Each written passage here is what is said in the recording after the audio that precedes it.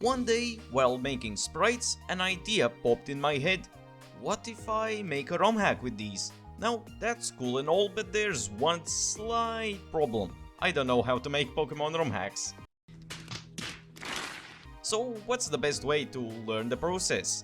Yup, that's right, by jumping straight into it and making a full Pokemon ROM hack in 24 hours, while pulling your hair out and experiencing all stages of grief multiple times over, of course.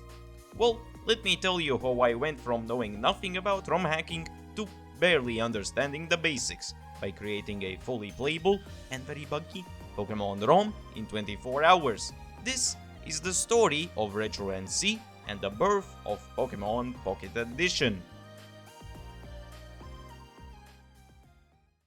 Let me tell you, one of the hardest things when attempting to learn something new, at least for me, is finding a good place to start, especially in this scenario. But after a bit of thinking, I find all of the starting resources I'll need. Get a clean version of a ROM, since you can't hack a patched or updated version as successfully as a clean base ROM. And due to much more resources and tutorials being available compared to Emerald, I decide to go with Pokemon Fire Red.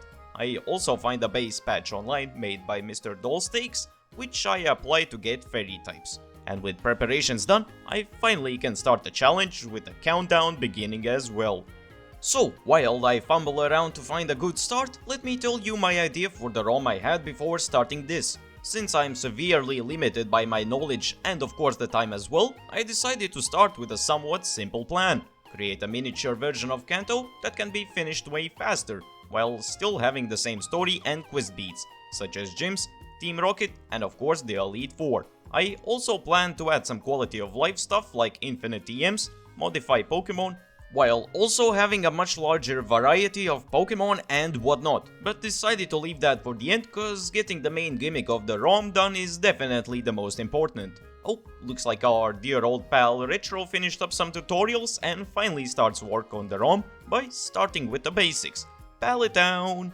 Now, although I'm still just at Pallet Town after a long while, it still ends up being pretty worthwhile due to figuring out mapping and tile stuff with things such as movement permissions and warps.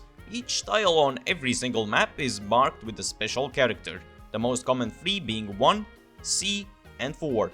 Don't worry, I was just as confused as you, so let me quickly explain. Each special character has a special attribute coded to them, which takes place on the colored in tile. For example, the red ones are used for non-walkable places like walls, trees and buildings, so that you don't walk on them. The purple C is the opposite of that, and 4 are for surf tiles on which you can, well, surf. As for warps, they are event tiles that when the player walks onto them, they send the player to the specific map the tile has been set to. So you got all of that? Good.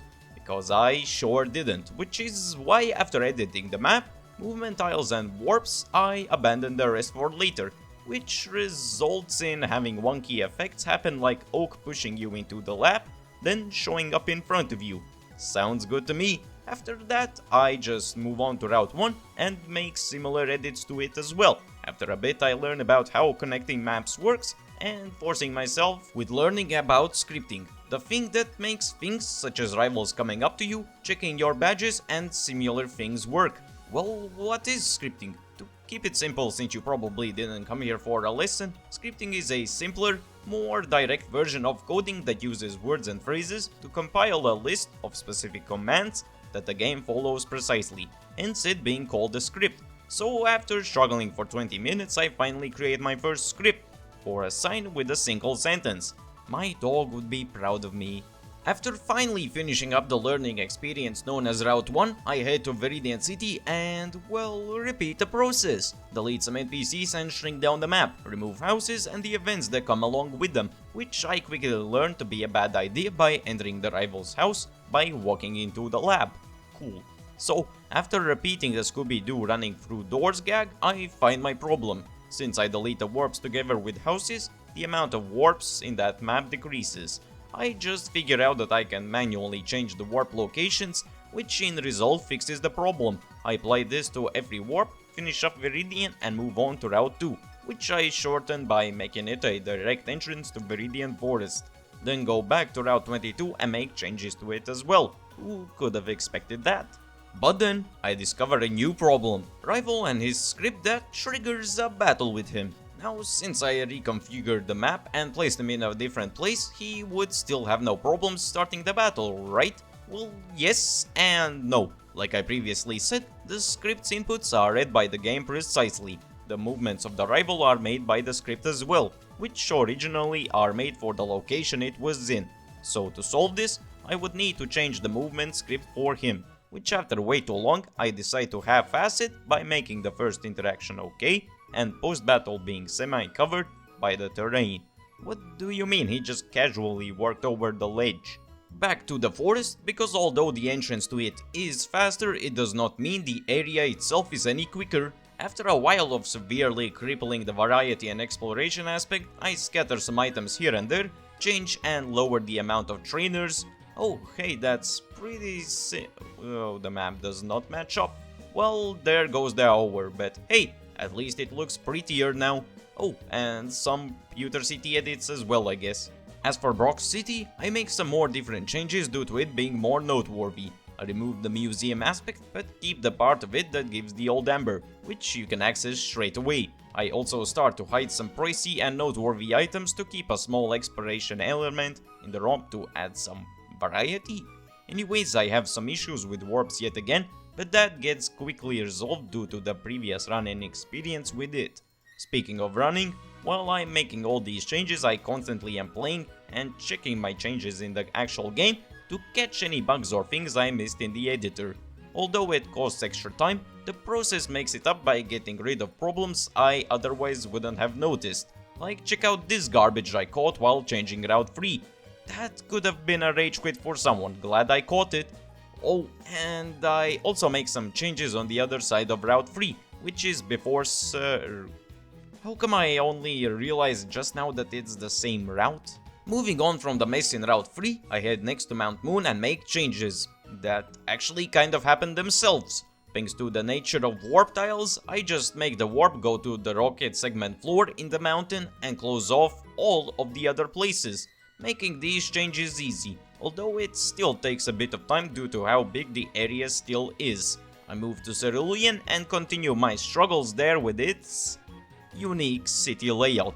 Now sure, the city looks cool, but the main problem? The scripts and events that happen, specifically the policeman and rival. For the rival, I just move everything a bit closer and that solves it itself. But as for the policeman, well, let's just say that I made weird changes and an alternate route that could be a placeholder for now.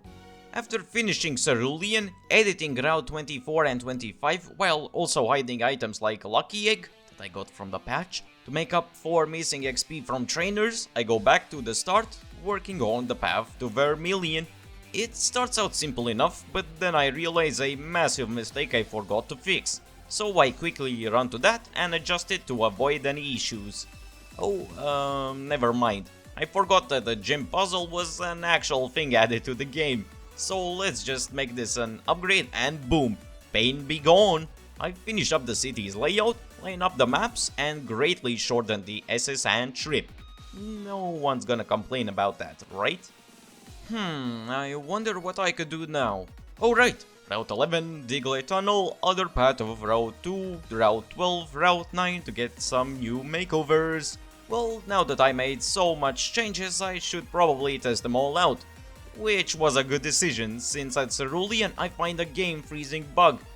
Hooray, time to use the rest of the hour to fix that. After struggling for quite a while, let's learn scripting again since I forgot to add a sign as a reminder to save. If you ask me, I would say I'm pretty proud with that accomplishment. And while continuing to test for bugs, the tedious I got for swifter testing evolves.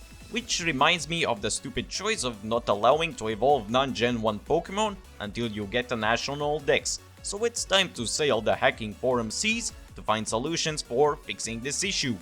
After a while with some crashes and bugs, it works out easily by jumping into the game's code and editing its hex values, which essentially are the game's structure, containing item character properties, values and other stuff. And with one rock tunnel, lavender town and tower, and a chunk of Celadon City later, an hour already passes. Due to the city's massive size, multiple events, big buildings and many locations like the Rocket Hideout, it takes quite a bit of time to scale down the area. But in the meantime, I also learn about how the game works in the background. Like, did you know that each item has an ID value which the game identifies them by? For example, you know the hidden items, right? The ones that you find on rocks or those odd grass patches?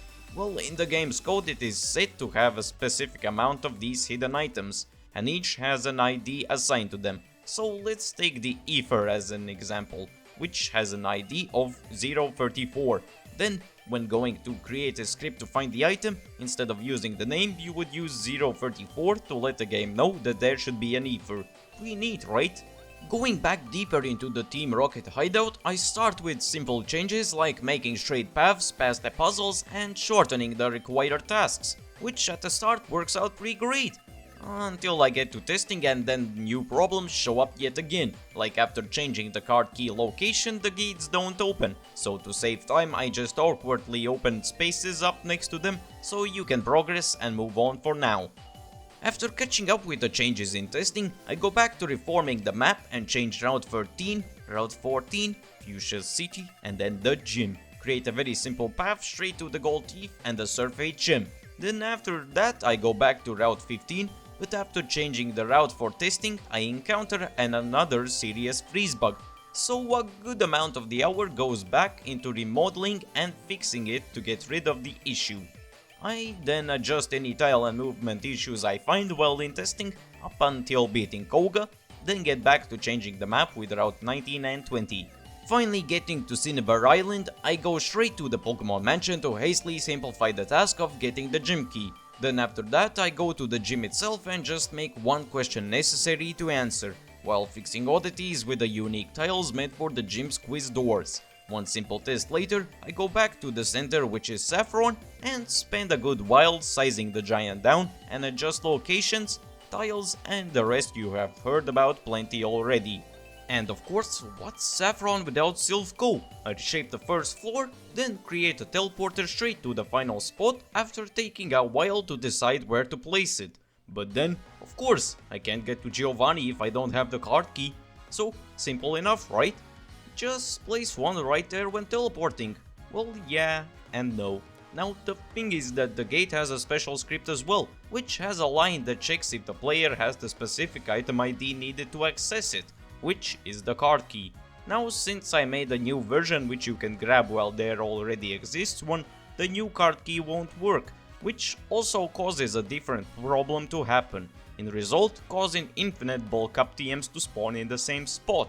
So after plenty of research and planning, the first thing I try is to copy the offset of the card key script and give it to the duplicate key as well. And offset is pretty much the same as giving directions to the game for where to find the specific script.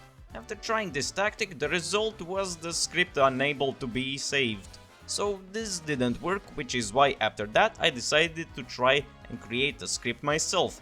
And at least it's saved so that I can test it, but it ends up to be a dead end. I decide to search around on the internet for help, which leads me to give you a shot at the door script itself. I find the line where the script checks for the item 192, then change it to 200.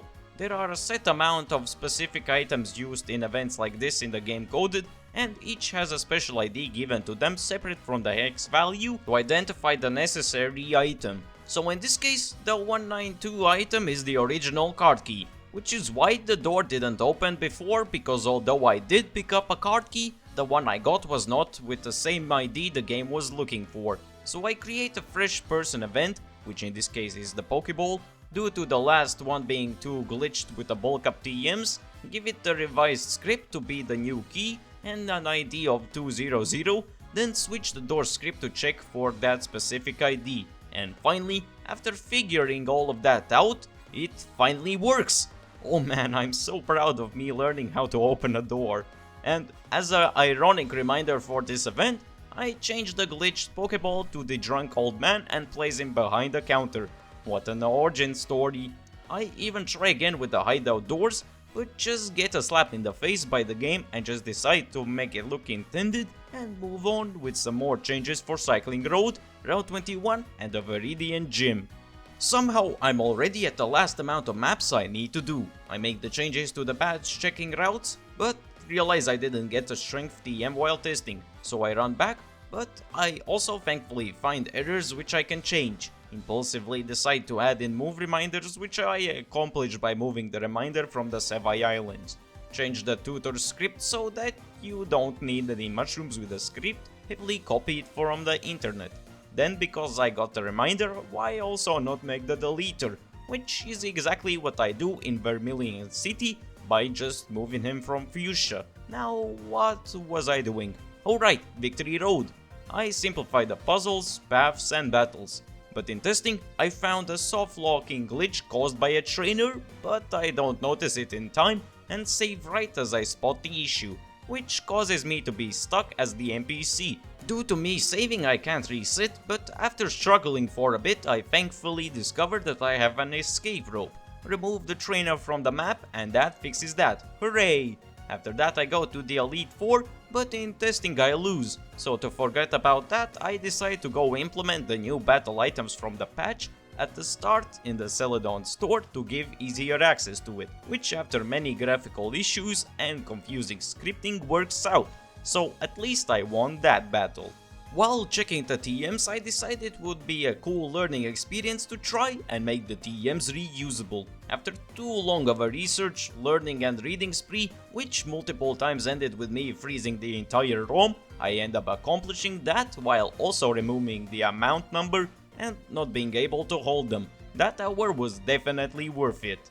So right at the start at Route 1, I created the script for the sign which just says not to use Lydian, which was a tease at me making it broken as you usually do. But 22 hours later I learned that it's best to modify Pokemon right at the start, since now with changes and specifically the patch changing movesets, moves and all that, the editing tools freak out, since they are made for vanilla Gen 3 editing, so that does not work out.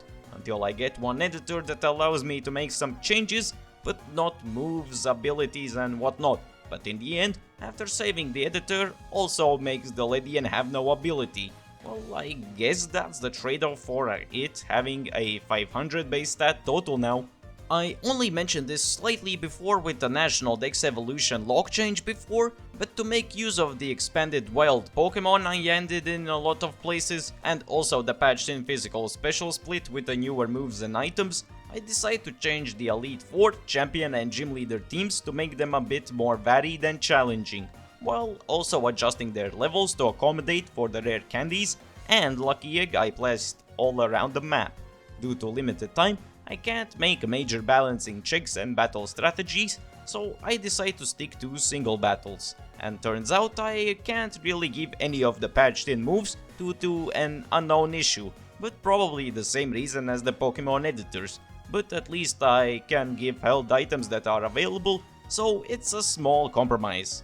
With the help of the best Pokemon info site Pokemon Database and peeks at Smogon, I create some simple teams, test the Elite 4 teams by beating them, then right as the timer is getting near its end, I make the last changes for the things, such as movement permissions and just putting in the Celadon policemen and the building key guards at regional spots to not risk unnoticed bugs, and head to test gym leader teams, but due to the timer stopping their fate for me, it will be left unseen. So, the 24 hours are up and the ROM hack is created and technically completed with me also gaining new knowledge and insight about the ROM hacking sphere, but what now? Well, good news! You can head to my friend Akko's channel and see him do a speedrun of this exact ROM hack, which I totally suggest you do. This ROM was just the result of a planned collab, didn't want to spoil that at the start, and as a treat, after watching it you can come back and download the ROM from the description. I mean, you can download it right now, but go watch his channel right after that, if you decide to do that. Anyways, that's it. Thank you for watching, go check out Akko, and be sure to stay tuned for more great content. See ya!